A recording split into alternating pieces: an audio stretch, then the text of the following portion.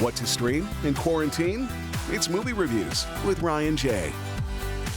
It's Friday, and that means it's time for our buddy film and entertainment critic, Ryan J. Good morning, Ryan. Good morning, and happy anniversary, Katie. You're so good. Congratulations. Oh, that's so nice, right?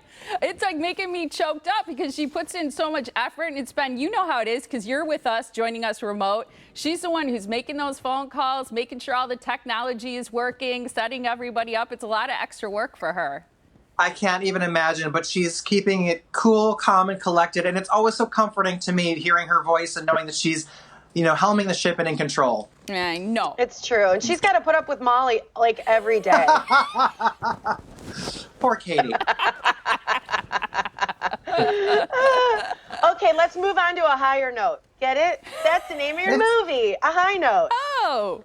The High Note. Yes, this is a rom-com that was supposed to be theatrically released this month, and we're getting it sort of a treat. It's the first live-action PG-13 film to be coming out in quarantine that's not just for kids. Sorry and no offense, Trolls World Tour, but this is really great. It's a rom-com. It's funny. It's romantic. It's very much The Devil Wears Prada meets Working Girl meets The Bodyguard, and I really enjoyed it. And love the cast?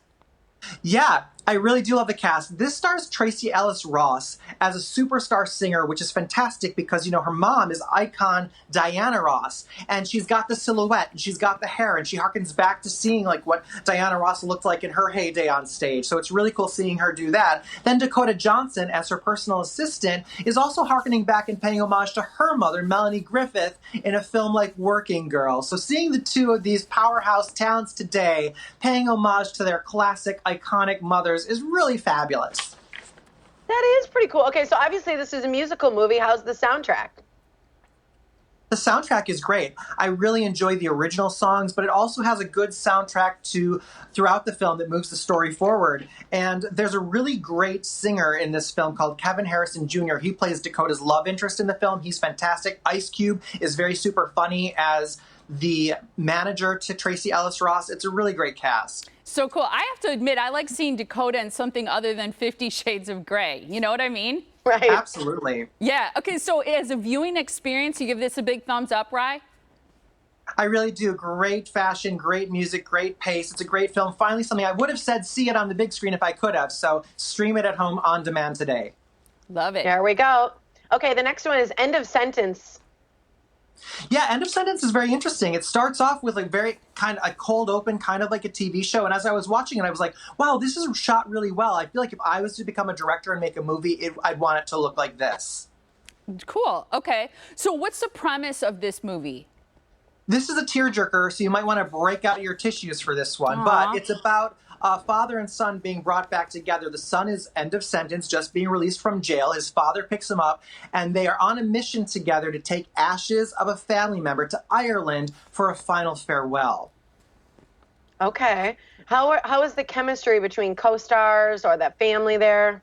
Yeah, it's Logan Lerman as the son and John Hawkes as the father, and they are really, really good. They don't look at all like they could be related, so it's interesting casting, but their performances are outstanding. You buy it. And I love all the issues in the family of moving forward, facing demons from the past. These characters are so layered, and there are twists in their stories of what they're revealing to each other. And I just really enjoyed watching that whole, character study unfold. So did you cry like a weird child trying to do my best Irish accent? If I didn't have a heart of stone, I would have been crying. I felt very sad. I think most people who can cry during movies would be crying, but Ireland looks gorgeous, and check out End of Sentence. Some people like sad movies as escapism, I love them. Yeah, it's weird, but I love them.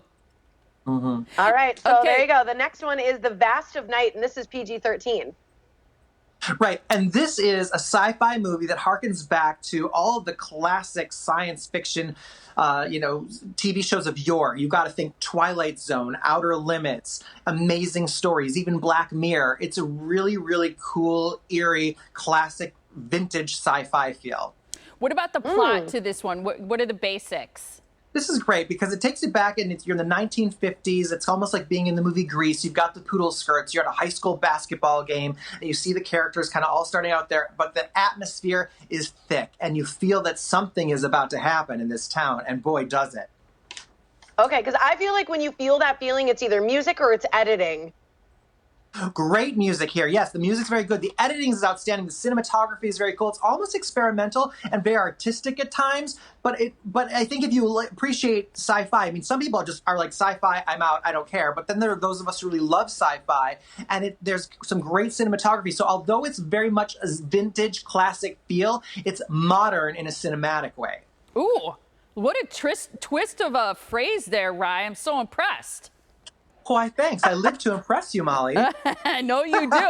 So that's The Vast of Night, PG-13. And where can people catch that one?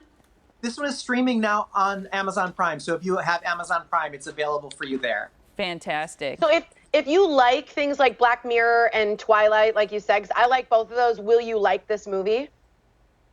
I think so. It's more it's pretty hardcore sci-fi. So if you know you like sci-fi as a genre, you'll enjoy this, especially a throwback to like Twilight Zone or Outer Limits. Oh, It's more for gotcha. that. Yeah. All right, Rye, I hope you have a fantastic weekend. Thank you so much for sharing ideas on what we can stream this weekend.